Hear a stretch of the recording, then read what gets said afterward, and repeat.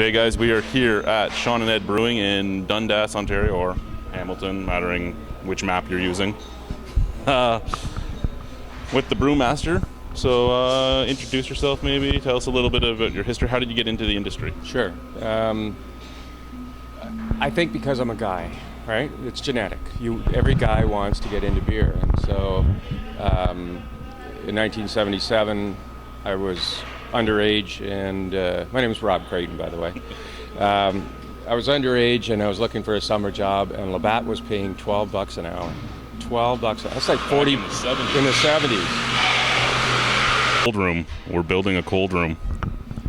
All right. So, yeah, at $12 an hour, it's like a $40 an hour job now, and it was a great summer job. I lied to get in because I was 17.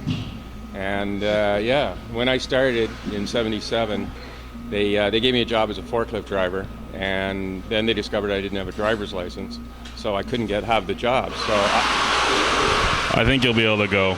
Yeah. Are we topped out on the? Are we topped out on the sound bar when that goes on?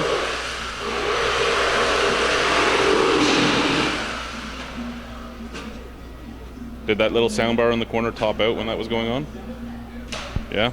Well, it should still work. Sure. So I couldn't have the job, and I was really bummed out, and the HR manager called me back a couple hours later, and she said, look, we got a job in brewing. Are you interested? So 38 years later, here I stand. It was been an endless process then. That was '77. The craft industry started for me about '84. I was at Labatt's Waterloo by then, and I have a degree in urban and regional planning, which absolutely has no bearing on anything that I do today, but it's a great thing to do, to think about planning the world when you're young and you're full of vim and vinegar. But bottom line is, when you actually see the job, you sit there and listen to people bitch about their side yard setbacks and their roof color, and then I realized there's going to be 50 years of this.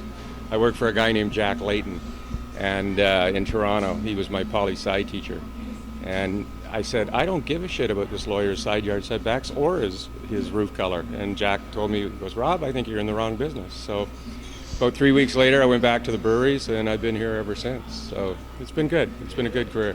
Yeah, and it's lasted a long time, so you must have made a good choice there. Yeah, quite enjoyable. I mean, beer is not the worst thing to be in. I mean, you can be in, it's a production product, right? I'm making a product for the consumer market. I could be making tampons, right? I just couldn't enjoy my product on a Friday afternoon unless I had a nosebleed. So yeah. Actually, I have drank beer out of one. There we go. Not that it's a That's good idea, but so other than Labatt and Shawn and Ed, where have you worked? In between, '84, I left Labatt, went to Toronto for the startup of Upper Canada. And so I was there for 3 years, from '84 to '86, basically, and then went to the brew pubs. There was 5 brew pubs along Highway 10 at the time, and I worked at 4 of them. Just started doing. They could never really afford a full-time brewer, so I was going from one to the other, to the other, to the other, and that was the age of extract. And then we were in the midst of trying to get guys like Gord Fuller, who's now at Creemore. He was the brewer at Amsterdam. And he took a plastic bucket and took a saw to some 1-inch plastic pipe, and instantly he's doing full mash. So it was that transition period of trying to get the brew pub systems, which were committed to extract because they had electric boilers, they had all this kind of stuff, and try and figure a way around it so you could make better beer. That was the game. I don't think a lot of people realize that Ontario's craft market did start with extract brewing. Yes. Oh, absolutely. I remember talking in Great Lakes about that. Yeah, it was the way it was expanded homebrewing was what it was, and you could buy 20 kilo pails of. Microphone will pick us up. We're good. You're a working brewery, man. Yeah. So. The process was a bit dragged out in terms of getting over, but it's an evolution of the craft industry, and there was a number of low points back then in terms of all of these brew pubs open in Ontario, and then you realize there's no rationale for spending $250,000 on a brewing system when you'll never get the money out of the business because you could only sell on site. So there's $250,000 that's gone, right? So that process put down a lot of brew pubs, but it was necessary because it just wasn't a rational business model at the time. It didn't make sense. So from there, went to the startup of Northern Algonquin up in Formosa, and so I was there 8 years. Interesting. I mean, Formosa reviving an old plant was kind of cool, and the one thing you'll discover, I call it the infamous Formosa Spring. Right? Keep in mind, we're 5 minutes from Walkerton. Yep. And yes. and if you think that mindset happened by accident, no. I mean, the Heist family gave me, I gave them their family tour, a tour of the new brewery, and they gave me a picture of the 1908 brewery site. And you had the infamous Formosa Spring in the middle of a meadow, right? Which was a grazing meadow for cattle. And then you had the pig barn, the cow barn, and the human washrooms all on the edge of it. And this is where your spring water is coming from. So for me, we learned early that bacteria is the order of the day and you have to fight it, right? And so putting a brewery into a valley where you have a lot of wild yeast and you're not trying to produce Belgians, you're not going down that path, you're not going for wild. They used to have, they still had a cool ship there when we were there that was up in the attic that we never removed. It was just part of the building. But I could see that they would have had some pretty funky beers back in the day, no doubt about it. Would have been interesting to try. Yeah. I mean, you go to something like, say, Black Creek, and they talk about how back in the day there was no complaining about off flavors like you get now. Everybody on social media, this hasn't. It was you drank it. Yeah. It was. Oh yeah. That's just it. And every local place had their quirk. If you're in a valley and you've got a lot of wild yeast, like all of the farmers did cider by spontaneous fermentation, right? So they all had a plastic barrel with crushed apples in it, add water, just leave it sit. And that stuff was, I call it a narcotic. It was disturbingly strong and would hurt you if you got into it big. So yeah, it's the nature of the area. And every brewery has that. You've got your water to contend with, you've got your natural environment around you, and then you have to pick and choose. So for this startup, we're a really unique situation. Shawn and Ed are, Ed owns a winery and Shawn is an engineer, and they both had been determined, this is that guy thing again, they've both been determined since college to start a brewery. And this is the fruition of that. You know, they're from the Dundas area, they went to school at Mac, they played basketball together, and they were going to start a brewery. So even though they've gone different paths, they're in different countries, this is what they're doing. It's pretty cool. Nice. What's your favorite style of beer? Pale ale, without even a question. Your taste buds evolve over time. Every girl I've ever dated, every girl, has been a Coors Light drinker. That's where they start. But within 6 months, they pass you. They do. They catch up to you at pale ale, and then they go in. Oh, I got to try the IPA. Oh, I've got to try a stout. Oh, I've got to try a porter. Right, and then they fall back to their position. So it's like that with every beer geek. Everybody's got an evolving taste. Yep. And each year, if you taped yourself doing the same thing, you'd be saying totally different things because your taste buds evolve. And for me, I evolved to a pale ale. I'm a session drinker. I like bending the elbow, right? And so that's my favorite style of beer. But I make all styles of beer. It's when you're a hired gun, your ownership brings you in to develop a series of beers, and it has been that way all my career. You know, I mean, Upper Canada, we did a combination. It was the early days of craft, and we were doing an English pale ale, or brown ale more, and a German Pilsner. While I was there, I worked under two brewers. One of them, German, who thought that anything that was English was crap, and an Englishman who thought that anything German was shit. So you learn to evolve under the brewers that you're dealing with, right? And the ownership is giving you dictates on what they're looking for. So this brewery is divided into two streams, lagers and ales. The ales all go through the barrels. Every ale will touch a barrel. What style of barrel? That's going to change over time. Right now, because Ed has so many Pinot Noir barrels from his winery, that's where we're starting. I was going to say, that's a lot of barrels back there for a new brewery. Yeah, It makes me happy to see. We're going to be racking, once we need that space for tanks, we'll be racking all the barrels up the wall, and then we'll get bourbon in, we'll get rum in, we'll get rye in, right, and then we'll play. But right now, our process stream is done with Pinot Noir. And how long we'll get characters, oak characters, wine characters from, we'll find out. You know, for me, this is new. I've done some bourbon before, but really, this is my first adventure into wine. It'd be really nice to do just a simple ESB or something and do it in all different barrels and run that as a series, show what each barrel does. Yes, yeah, and we've got the privilege of tasting that, but really what we're doing by the end of it is all of those barrels. Our ESB is the barrel shed, 6.5, crystal malts, caramels, very straightforward pale ale ESB. 6.5 puts it in the ESB category, no doubt about it. But bigger beer, but quite drinkable, right? And one thing you're doing with wood is introducing to massive quantities of oxygen. Yes. Massive. You know, and it's just like, well, how does that affect the beer? And that's what at the end of the day, that's what you're tasting. It's like, where is it? Wood, wine, oxygen is really the dominant feature in all wood-aged beer. It's one of those characteristics. If you don't have raw, if they're not a wet barrel, and you don't have raw bourbon or something in there, then that first run through the barrels is going to give you basically the big oak flavor. And you have to see how that matches the hops and how it matches everything else. Well, barrel-aged beers, I love them, but they are my least favorite beer to age, just because they do seem to go fairly quickly. Oh yeah, we have a very restricted program here. Just like wine, they seem to have a very, very long, unfortunate period, shall we say. Yeah, we aim for 5 days fermentation, 10 days in barrels. That's it. We don't want more than that, because then you're heading towards the dark side. And the one thing ownership and I share is we're not fond of sours, so therefore we ban sours from the building. We're not going that path. Okay, well, my next question would be, what's your least favorite style? Least favorite style.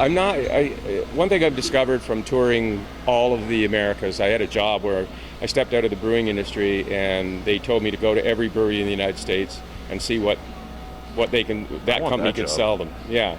And so what you do is you walk in the door, you see 16 taps. They've got 16 different brands on. You try the pale ale first. That's the one. If that's good, then you got a shot on all the rest of them. But if that's bad, you're going to have issues. But one thing I didn't like was a lot of the IPAs had yeast in them, and I'm not a fan of the flavor of yeast. I think it detracts from really great beers. So it is a dominant flavor. Yeast is a very pasty, caramely kind of tongue, scraping kind of flavor that I'm not a fan of. So I just don't like it. And so most of the beers that I don't like are going to have yeast in them. Yep. And I love Mike Hancock's wheat, but I'll have one or two a summer. I'm just not, great flavor. He does a spectacular job on it. It's as pure can be, but not my style of beer. So. Now, you have 3 beers for the rest of your life. One from a big guy, one that you're brewing here, and one from another craft brewery. What are they going to be? One from a big guy. Let me think about this, because right now, see, that changes by the hour too, depending on who the big guys have bought. Yes, that's very true. Yeah. But oh boy, one from a big guy. That one's going to have me thinking now tonight. At 3 a.m. I'll wake up and I'll call you guys and just. It would be probably some type of pale ale. I have no doubt, because they can. Now that we have AB InBev, SAB, right? And now you're about to have Heineken, Molson Coors, because they're all family-run companies, and they've had a deal going for 30 years where they're going to join, because it gives them enough size to compete in the world market. So there's your 2 companies, and you just sort of pick amongst that ream of brands that lurk out there somewhere. And undoubtedly, I pick a pale ale of some sort. I haven't tried the 1908 yet. Have you? Yeah, it was good. Yeah, surprisingly. I think that would be my style. I'd like the effort that they would make at it. And they had to batch it somewhere, so I'm assuming they did Granville Island or something, because they can't do it high gravity. Yeah. So I have a thing at the end of my videos. When I'm done reviewing, I chug what's left of the bottle, and there was so much resin in that beer, I really shouldn't have done that. Wow. It was a tongue expander after the chug. Wow.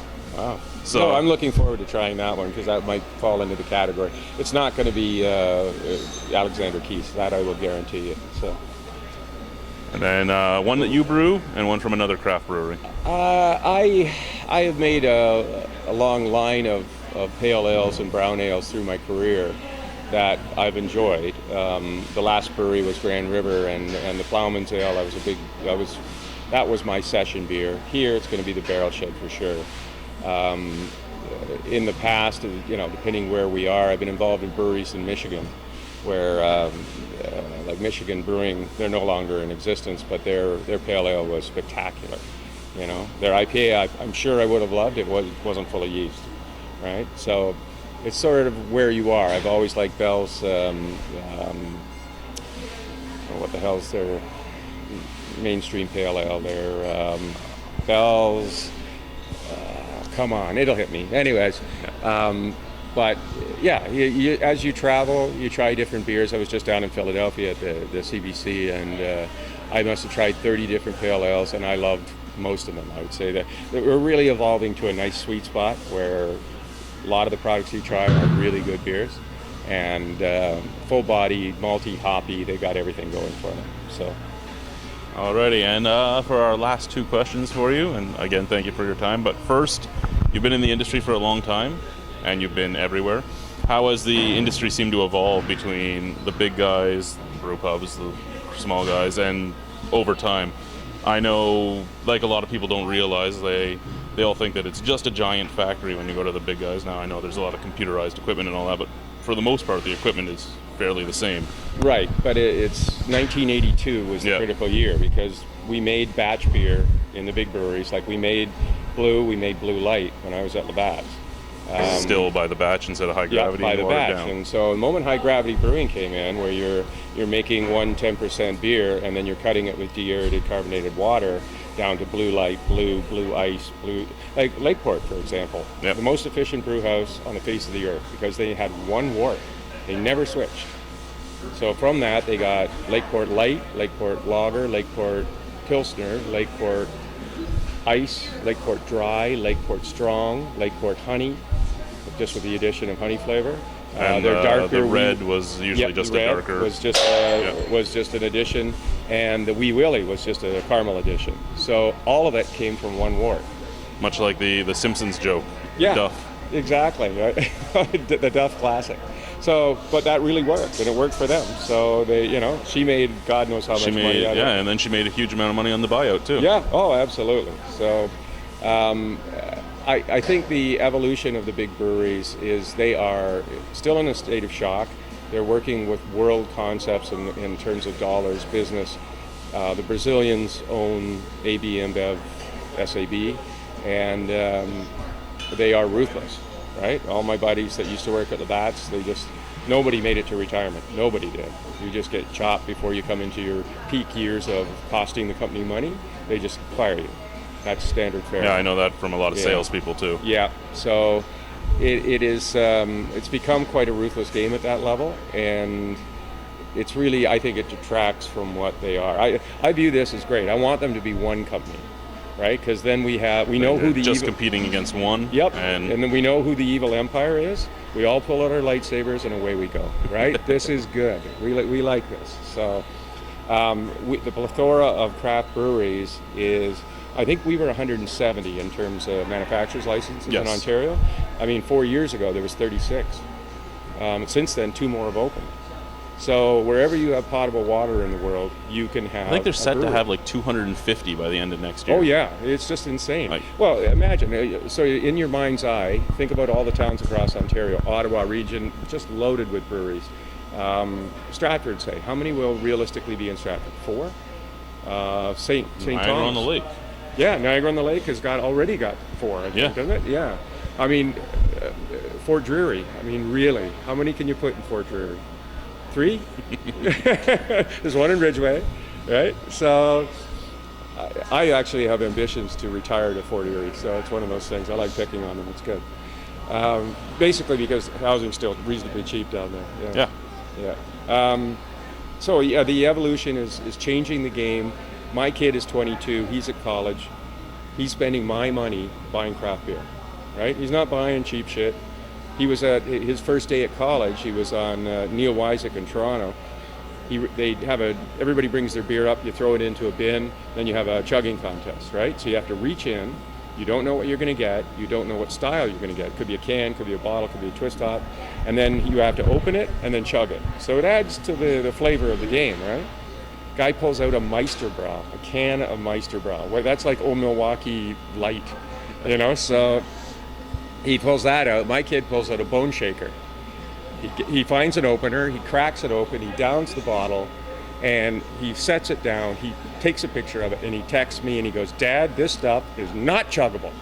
So there is a lot of non-chuggable beers. Oh, yeah, it's true. absolutely. That's the one thing the big guys have is, you know what? As much as I am a craft beer supporter and all that, I do think just making flat, tasteless like lights and lagers is something they're great at. Yep. And I mean, again, as much as I love the craft brewing industry, I don't think they do lights and just basic lagers as well.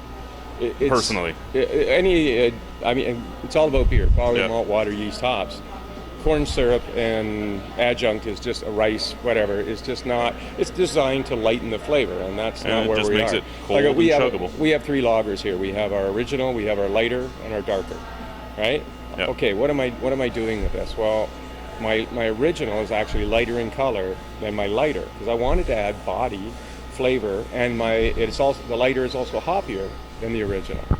The darker is not black, but it's in the deep brown zone, right? Yep. And it's just designations for lager beers. We'll do Box, we'll do probably a Stein beer of some kind, a Schwarz beer. We'll come up with all sorts of them, but then the barrel side, we'll see a lot of the stranger flavors that we're going to come up with. So. And lastly, just tell us a little bit about the brewery itself and its plans going forward. It's 14,000 square feet. If you look around, It's a beautiful building. It is formerly, and its origins, it was a curling and ice palace, right, in the 1800s. We have actually raised the floor 2 feet with concrete. We poured 2 feet you of were 2 concrete. feet lower Lower at the still. beginning? Yeah. Wow. It is a totally unique facility. I've never had anything like this. I mean, Grand River was a funky old building, but it was nothing like this. Yeah, I love the open rafters, just all the wood. All of that back there was charred in a fire in the 40s and was covered in black char, and we sandblasted it off, did the entire building, and then resealed the building. So we've had to add a few posts that were missing, right, because engineers required us to. And some of the structure up there, the 4x4 structure, was required by engineering as well. So, but for one of the things when we added the concrete, our tanks, which we thought we've got lots of room, they're 18 feet 1 inch. Well, it turns out now we're at 17 feet 9 inches to the beams. So our next row of tanks, which is right under a beam, is going to be an issue. So we're going to have to re-engineer or have to go back to the drawings and say we need a slightly squatter tank in order to fit in the building. So. We're working on that now. Did you take a look around, or? We did a little look. Yeah. You guys mind going for a little walk? Sure. Yeah. I love the catwalks, as I said. Yeah. You were mentioning unvented tanks. Yes, you're doing closed circulation. So nothing I've ever had, even being at Labatt's back in the 70s, we didn't have something like this, but very much a European concept. And strong tanks. The Italians make great tanks, but they really, in my mind, they're very much good at copying Germans. That's what you're going to see, right? You look at a lot of the little details and you go, why did they do that? Oh yeah, I've seen that on a German tank. Ah, okay, all right. So very unique system, automated brew house. Okay, we're pointed away. Yeah. Automated brew house, the first automated brew house I've ever had. So when I started Labatt, I was the automation, right? There was no CIP, there was no cleaning in place in Labatt tanks. We got in and scrubbed them by hand. And so this is totally unique for me to have PLC control, Siemens controls on everything. recipe program. Again, for people that didn't realize it, back in the 70s, you did everything just like it was a craft Oh yeah, brewery. there was no CIP. The first ever effort at cleaning with a whirligig cleaner, which was on a fire hose, was at a test in Labatt's when we were doing the Budweiser trials back in '78. And so they actually introduced this fire hose with a water cleaner on the end of it, and everybody was like, "What's that? Never seen that before." Because we would get in with a broom that's like 35 feet long and scrub the walls, right? And that was the way it was done. The night Elvis died, I was at a tavern in London, and I had to work that night at Labatt, and I go in, and the glass-lined tanks. So you go in, and the acoustics is unbelievable in these tanks. So of course I whacked out a beautiful version of Heartbreak Hotel that night. It was good. Well, the brewery is beautiful. I'm hoping for some great things, and you're not actually that far from me, so I should come and visit more often. There you go. And yeah, I'm going to go try some of your beer. Good luck. Yeah, Thank you for your time. Yeah, not a problem.